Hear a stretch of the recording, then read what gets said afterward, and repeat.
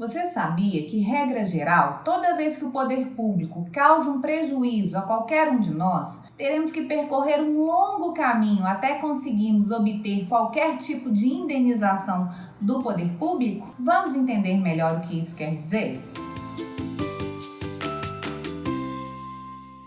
Se você está gostando desse vídeo, deixe o seu like, inscreva-se no canal e ative o sininho para receber as nossas notificações.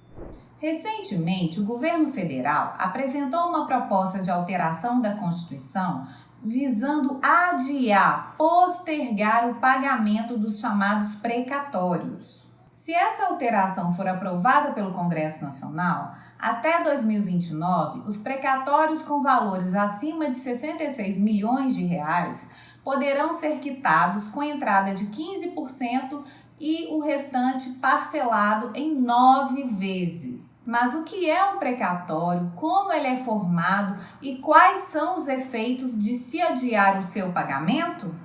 Apesar de ter potencial sonoro para ser utilizado como um xingamento,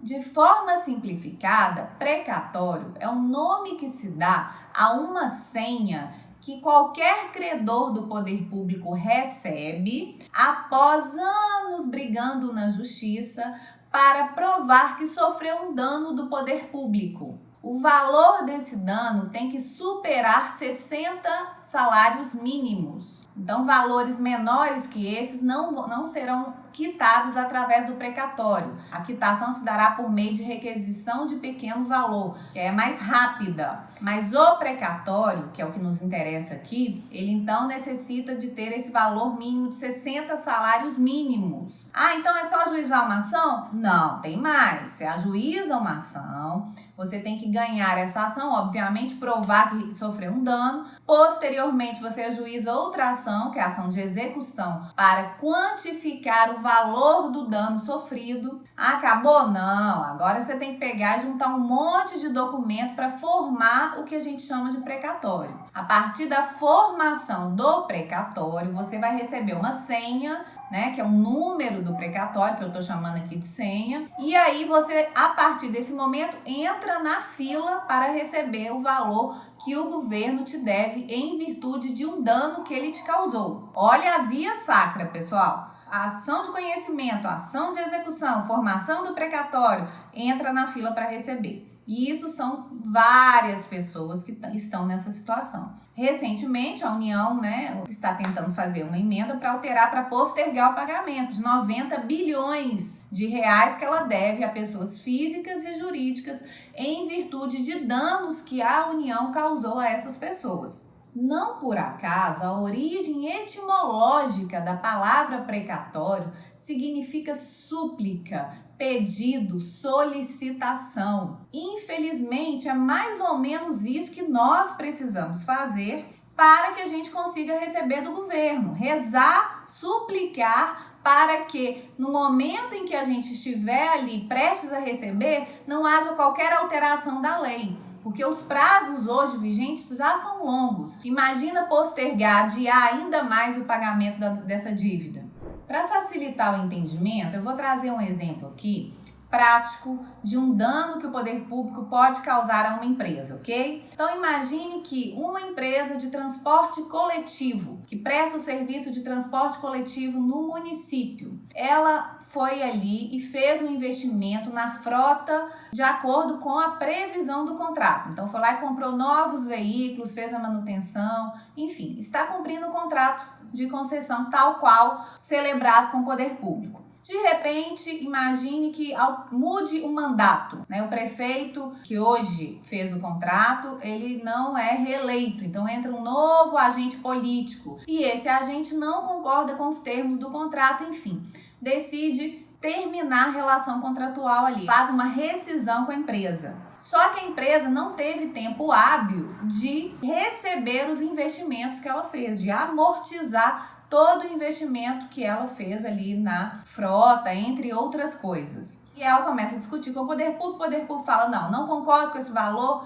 você que se quiser vá buscar os seus direitos na justiça.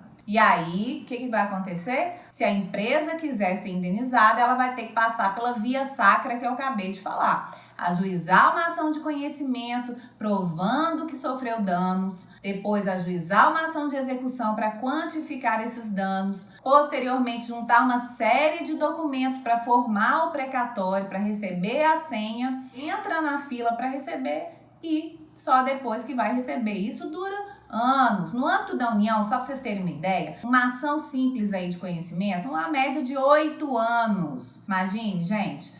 Eu tive já situações de clientes que esperaram 20 anos para receber um precatório. Então é algo realmente inadmissível e que a gente, infelizmente, aceita com muita tranquilidade, na minha opinião. O que causa estranheza é que para que o poder público em geral, os entes da federação, as autarquias, as fundações públicas, façam algum ato, alguma ação que vá gerar prejuízos a alguém, para que isso aconteça, regra geral, o poder público terá que violar uma lei. Então, eu estou dizendo que quem é obrigado a cumprir a lei, quem faz a lei, quem aprova a lei, que também é obrigado a cumprir essa lei, viola, é um dos que mais violam as leis, um dos que mais viola as leis.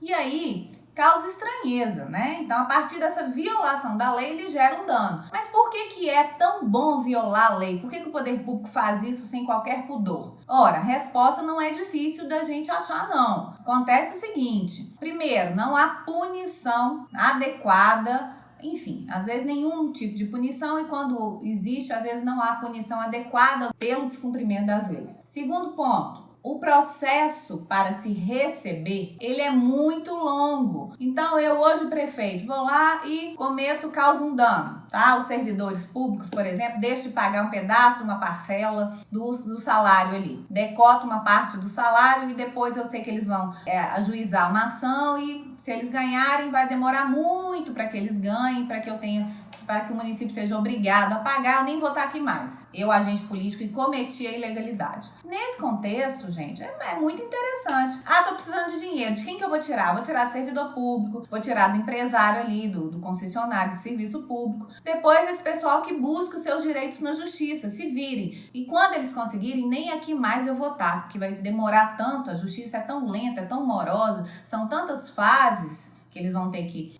ultrapassar para se chegar no momento do poder público ter que pagar mesmo, que para mim isso não é um problema nesse momento. O problema é deles. Se quiserem, busquem na justiça os seus direitos. Diante de tudo isso, surge uma reflexão. Eu quero convidá-los para pensar junto aqui comigo. Será que esse regime de precatório hoje, da forma como ele está estruturado, ele não acaba sendo um incentivo para que o poder público viole a lei e cause danos, prejuízos a todos nós? E você, o que acha do assunto? Já pensou sobre isso? Comente aqui o que você acha, a sua opinião. Até mais!